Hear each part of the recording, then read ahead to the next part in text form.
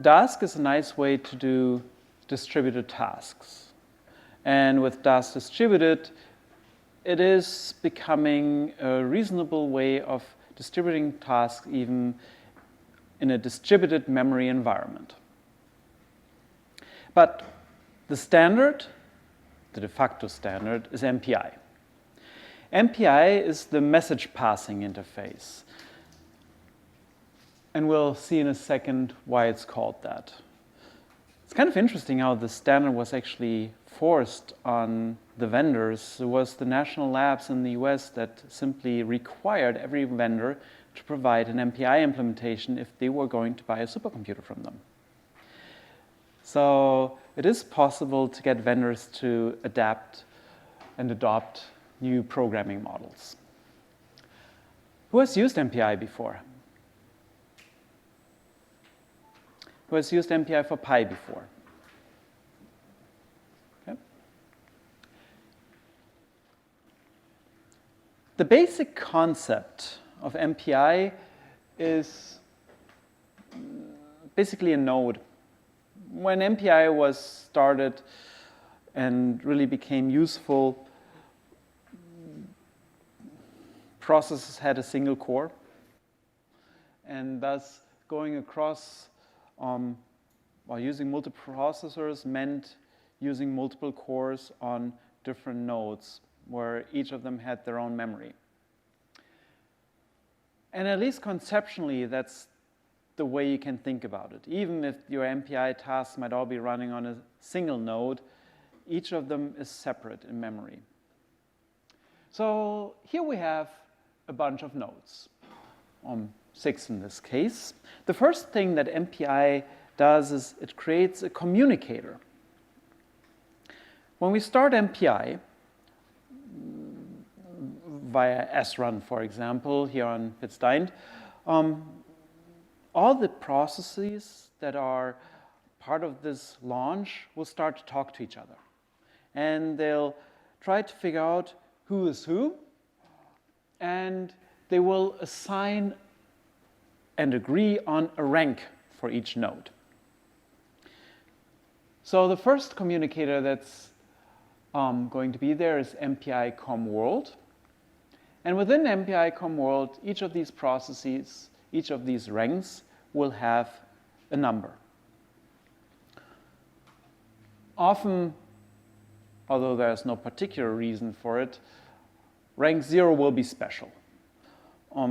People tend to give rank 0 the summary tasks and maybe the I/O, but this is not really necessary. You could pick rank 7. The good thing about rank 0, it's always there, right? That's why you pick it. Rank 0 is also often called the root process. Now, from this MPI ComWorld, I can derive other communicators. I could, for example, generate a communicator that only includes even ranks. And then within this even communicator, each of them would again have a rank. And again, we would count 0, 1, 2. That might not be a particularly useful one, but if I have a hierarchical scheme, I might have a set of ranks that then use a set below to distribute their work. Or I might have a network topology that is Cartesian.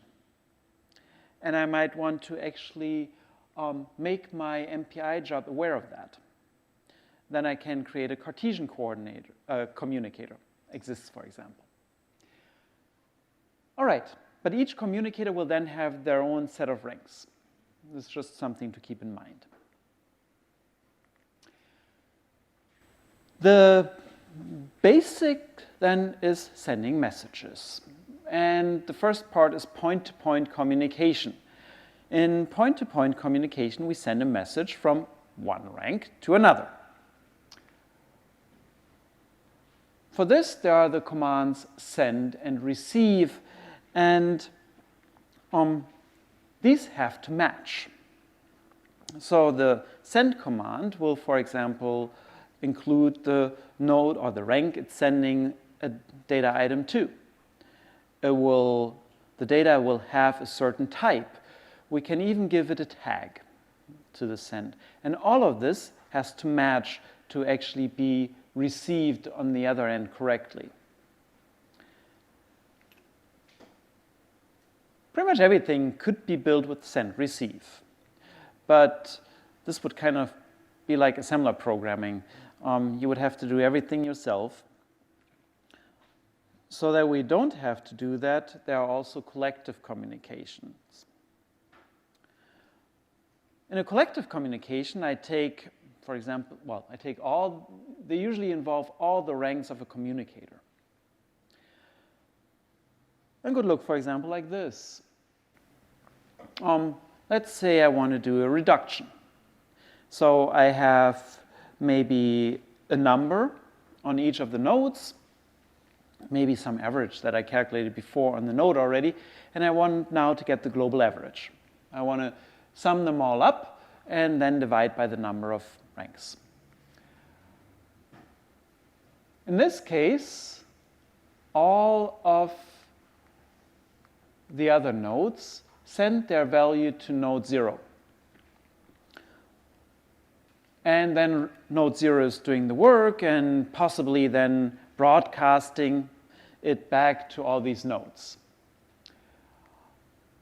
This is a possible implementation. And actually, the implementation MPI for Pi uses for their lowercase versions of their commands. We'll see about lower and uppercase in a second. But this may not be optimal. Maybe this would be a better version. So here I have more of a kind of hinted at a tree-like structure, where 3 and 4 send their data to 5. 5 does already some reduction and then sends its intermediate result to 0. On the other hand, here I have 2 sending it to 1, adding it up, and then sending it to 0. This depends on the vendor that provided MPI and can be adjusted to the topology of the machine. Cray might, for example, use different patterns for this than IBM did on their Blue Gene machine. Actually, the Blue Gene P was a kind of interesting case because it had multiple networks. It had one torus network, which was more or less Cartesian, but they also had a tree network. And you could run calculations on this tree network. So you could do a very fast reduction from all nodes on this tree network while doing something else in parallel on your main node, as long as you were dealing with integers. But they actually had an implementation that took advantage of that if you were using integers. So depending on your vendor's MPI version, they may play different tricks to optimize collective calls. Another reason why in many cases you shouldn't do it yourself. Now, since we're using Jupyter notebooks here, the only way to combine or to use MPI from within Jupyter notebooks is by using IPyParallel and IPy engines. So this will actually be the first thing that you'll have to do in your notebook is start the IP engines again, and this time with a specific launcher, an MPI engine launcher. And in contrast to what we did before, where the engines couldn't talk to each other except going through the controller, when they are launched in this way, they are also an MPI within an MPI process. So we can use MPI calls between the engines. Now, this is only needed because we do this from within the notebook. When you usually program with MPI for Pi, you don't need IPython engines. It's only for the notebook. And actually in the notebook, I'm playing a little bit with the two ways of transferring data, but don't get confused. You could do everything that we do in there also just from within MPI, and that's what you would usually use within a script.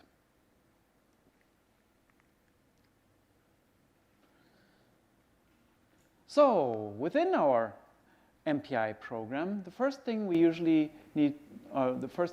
do is from MPI for Pi import MPI. If you have done MPI in C or C++ or Fortran, the first thing you usually call is MPI init. In Python, you don't. When you do the import of MPI, that does call MPI init. So you don't have to do this explicitly. We have a current version of MPI here, of MPI for Pi. Then the next step is we get a communicator, in this case, MPI com world. And then this is very common because you want to know who you are and how many others are there. So we first get the rank, that's who we are, and then the size of our communicator that tells us how many MPI tasks are within this job. So that's usually the first things that you call. And here we had 3 MPI tasks. So rank 0 through 3. No, it's actually rank 0 to 3. I'm just outputting it with a +1.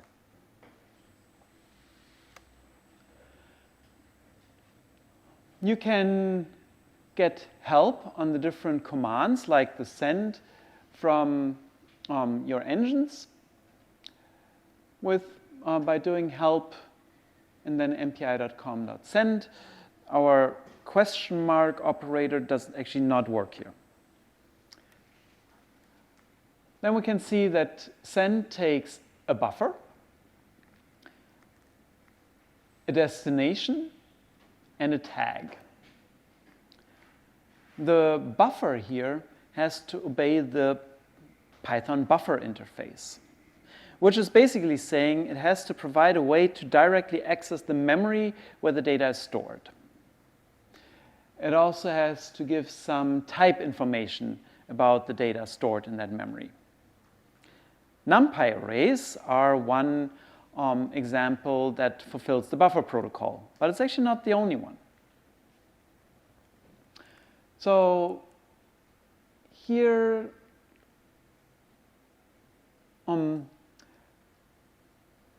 I'm combining actually, so here should have been an MPI call as well.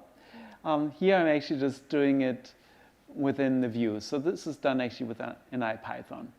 So I actually did the collective call here with an reduce, and now I'm just getting the result.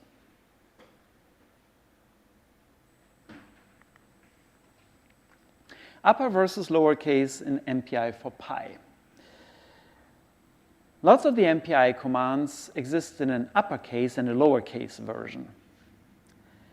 The uppercase version is fast and requires buffers.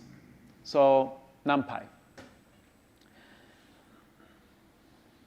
The lowercase versions, on the other hand, can take almost arbitrary Python objects and actually return their result. So here I have a NumPy array. I use the lowercase comgather, and it returns a list of the results or combines the results from the ranks in all, returning it. Here, the return actually is given as an argument. So here I have an in and an out buffer. Here, for the lowercase versions, I actually return. The lowercase versions, as I just said, actually do this. I collect everything to rank 0 and do everything I need to do with the data. They are very flexible, but much slower than the uppercase version. The uppercase versions map more or less directly to the C API. The overhead really is negligible. especially considering that I don't have to explicitly give it the size of the buffer that I'm passing, nor the type. So it does some type and size inference and then sends it over. But both latency and bandwidth, well, latency is very close to the C, and bandwidth is equivalent.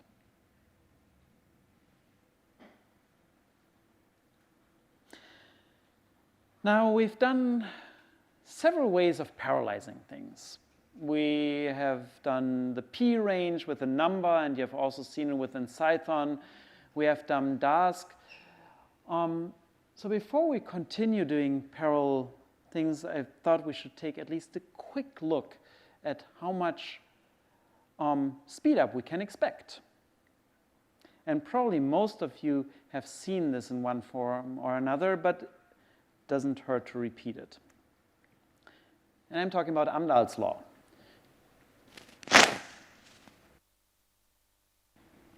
Amdahl's law is giving us an idea of the kind of speedup that we can expect with some assumptions. When we look at a program, we assume for Amdahl's, or the simple version of Amdahl's law, that we have a serial part that we cannot parallelize and a parallel part that we can perfectly parallelize, so without any overhead. So the total runtime then on a single core is the serial part plus the parallel part. Now, if I run this on n cores, then the runtime for n is the serial part, since it's not being parallelized, plus the parallel part divided by n. As I said, no overhead. The speedup is simply the time that I need for a single core divided by the time that I need for n cores. Usual definition of a speedup. I can rewrite that as Ts plus Tp, so here our definition for T1, and divided by Ts plus Tp divided by n, our definition here for Tn. Now, if I say that f is the fraction of my code that is parallelizable, then I can rewrite it like this. So the speedup is 1 divided by 1 minus f plus f divided by n.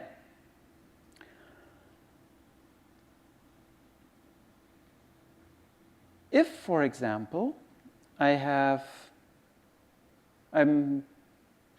parallelizing half of my code, then I have 1 minus 0.5. And this will go away as n goes to infinity. So this will be 1/2. So the maximum speedup that I can reach is 2. If 90% of my code is parallelizable, the maximum speedup will be 10. Now, and that's actually the maximum speedup. So here I plotted some from 50% here, yes, 2, up to 95%, which gets us a speedup of 20. But note, 20 would be up here. I'm here already at 1,000 cores, and I'm still not at the maximum speedup. And this doesn't get better even if I manage to get 99% of my code perfectly parallelizable with no overhead at all whatsoever. Just a second. At 1,000 processors, I'm only at about a speedup of 90. Question? Can we apply the same law in the reverse mode? Let's say we know the speedup, we know the number of cores that we are using, and we just understand how much is the percentage that is parallelized. So the question was, can I go the other way around? Can I, from the speedup, assume how large the part is that it is parallelizable? No. For starters, because parallelizing usually has overhead. What you can use is your profiles that we did yesterday. If you have a good profile, then you know or which part takes how much time in your original code, in your original serial version of your code. And then you go from there. Then you can estimate the maximum speedup. I think this is important to keep in mind, especially when you go to GPU codes. People were, we'll do GPUs this afternoon, people were claiming speedups of 100 or 200, 1,000. Well, for starters, that would require that the code was perfectly parallelizable in for 99.99% in the first place, which is usually not true. And even then, it would be hard to achieve with the actual hardware resources that are there. So what they did was other things, like we did with exchanging the order of cache lines. They actually looked at their memory patterns and things like that. And if you actually went back and reported the code to the CPU, probably your CPU performance would have gotten much better as well. So this is just something to keep in mind when you do parallelization in general. This is a very simple model, but it applies to all kinds of parallelizing programs. All right, but with that, you're ready to start with our notebook.